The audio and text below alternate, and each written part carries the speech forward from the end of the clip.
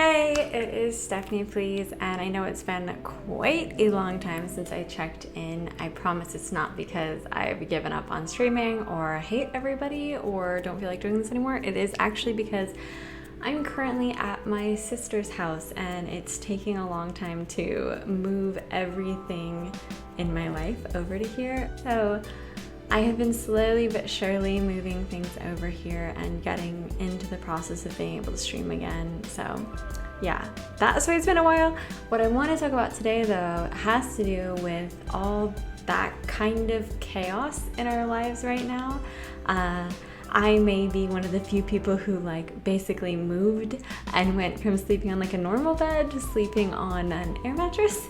But I know that all of us are actually kind of going through a lot right now. So in this video today, I'm just gonna talk about being mindful and how it helped me go from being really depressed a few weeks ago when I was living on my own to being pretty okay now. So yeah, if you wanna hear a little bit about that and kind of just listen to a nice, relaxing, hopefully video, this is for you.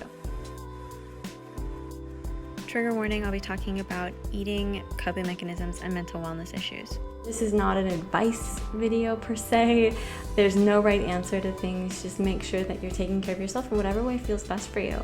The reason I thought to make this video at all is kind of random. I was just kind of numbing out a little bit, and when I moved to my sister's house, which was maybe about 3 weeks ago, I had an appointment with my therapist and we were talking, and it kind of hit me that I was really sad. You know, my whole life, your whole life has kind of gotten upended. It's just everything's different, and I don't think I really was giving myself an opportunity to sit with that. You know, people who deal with these kinds of difficult emotions all the time, they talk about sitting with your emotions, and I think if you're not familiar with that, if that feeling or that idea, it can sound kind of weird, but it basically just means sitting down and saying that you have that emotion, just feeling it for a minute, not you don't have to sit down and journal it, you don't have to sit down and talk to somebody, you just have to feel it in yourself and allow yourself to feel it. So I had been eating a ton, I wasn't feeling good, and I didn't feel in control of my eating, so it felt really bad. And then after talking to my therapist and realizing it was my my inability and unwillingness to feel my feelings, when I started wanting to go get a bunch of chocolate or go eat some ice cream and stuff, I just asked myself, are you sad right now? Are you sad? And then I'd be yeah, I am really sad. I'm really bummed out. And I sat with that sadness for a minute. I just lay on my bed and I'd be damn, shit is rough right now. This does not feel good. And then that minute would pass and I'd be oh, okay, I'm not hungry anymore. Cool. What I'm talking about is not going into a depressive spiral, which is what I have done in the past, where I'd be I'm so sad, I will never be happy again. That's not what I'm talking about. This is just a minute to grieve and breathe and to feel a little bit better. And after doing that, I just felt so much better. I ate 2 big bowls of ice cream today because of the fucking pandemic. If I'm gonna eat ice cream, I'm gonna eat ice cream. But it wasn't a distraction. It wasn't a fear-based eating. It was just dude, Jamocha almond fudge ice cream was really good. I'm really happy with that. So I highly encourage you, if you start doing things that kind of have you questioning how you feel and what you're doing, and you're this doesn't really feel like me, and it comes up a lot with eating, which is one of our most common coping mechanisms, either not eating enough or eating too much. If things start coming up where you're I want to control how I'm eating but I can't, it might be worth looking internally and being am I bored? Am I anxious?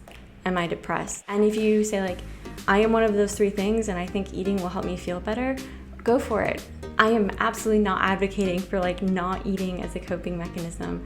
There are thousands of different coping mechanisms, and if that's the one that works best for you, go for it. But I think it feels really good to just know what we're doing to cope subconsciously and making decisions about what we want to do to cope consciously. Still okay for you to take breaks and for you to not feel good, and for you to just say like, am I running away with this stream or am I positively coping?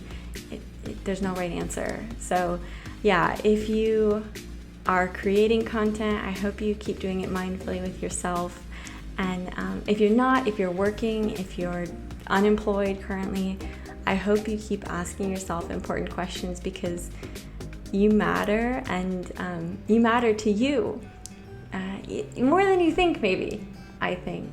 So yeah, I hope that was helpful.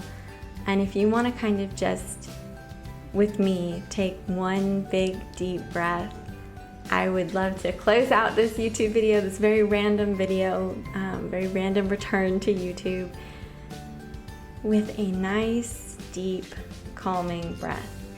So, together now, breathe in, and exhale. When you're trying to have a calming breath, this is just like an anxiety tip. What you want to do is have the exhale be as long or longer than the inhale, because otherwise it can create the feeling that you're not getting enough air just by virtue of the fact that there's too much air in your lungs. So if you are finding yourself panicking or feeling anxious, just keep in mind that there's plenty of air in your lungs. You are not suffocating, and you will be okay. Just let the air out. You're good. So yeah, thank you again for watching this video. Hoping, expecting you to roll off the edge just there. I know, me too, but I'm amazing at this game. Just kidding. I had actually been looking at that ledge to jump off of. Did someone just...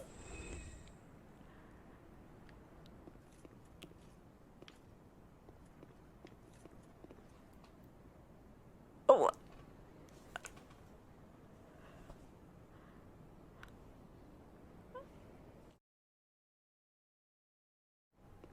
Oh, there's a thingy. Perfect. I did amazing. Ah.